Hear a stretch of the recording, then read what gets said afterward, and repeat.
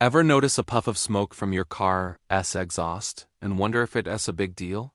Well, sometimes it is, and sometimes it isn't. An occasional puff when you accelerate might be nothing to worry about. But in most modern cars, you really shouldn't see any visible smoke at all. If you do, it's usually a sign that something's wrong with your engine. But here is the good news. The color of that smoke can tell you exactly what the problem is. So before we dive in, if you care about protecting your car with real facts, hit that subscribe button right now. It's shocking that over 95% of viewers don't subscribe, even though the info in these videos can save you hundreds, even thousands of dollars.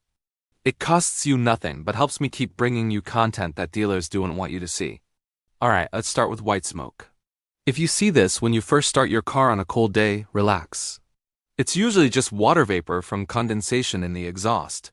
It's thin and should disappear after a few minutes as the engine warms up. This is super common, especially if your car has been parked outside overnight. If you drive a hybrid, you might see this steam later in your journey because the gas engine doesn't always kick in right away. Again, totally normal. The time to worry is when the white smoke is thick and doesn't go away even after the engine is warm.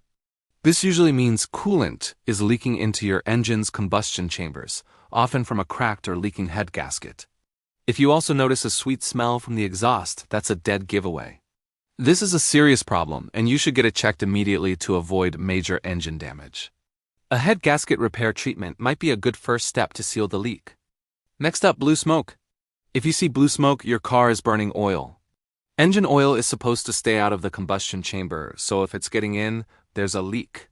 This could be due to worn-out piston rings, valve seals, or even damaged cylinder walls, which is common in older, high-mileage cars. If you just had an oil change, it's possible too much oil was added, and the excess is just burning off. If the smoke stops after a bit, you're fine. For turbocharged cars, blue smoke could also mean a worn-out turbo, which is an expensive fix. You might also notice your car losing power, running rough, or using more oil than usual. To prevent this, always use the right oil and keep up with regular maintenance. I actually have a whole video explaining everything about oil changes, so check that out on my channel. Now for black smoke, we see this one a lot on the road.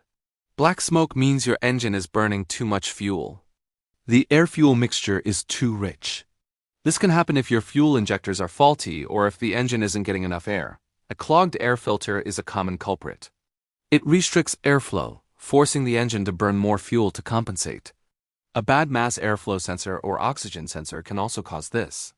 In diesel cars, black smoke is often just soot. Diesels naturally produce more soot, and if the diesel particulate filter, or DPF, gets clogged and can't clean itself, you'll see a lot of black smoke. I've made another video explaining how your car's emission control systems like the DPF work, so be sure to watch that one too.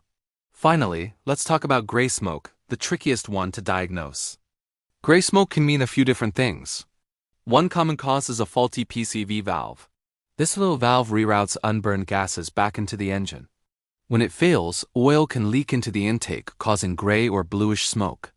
In diesel engines, gray smoke can also signal low oil levels or low oil pressure.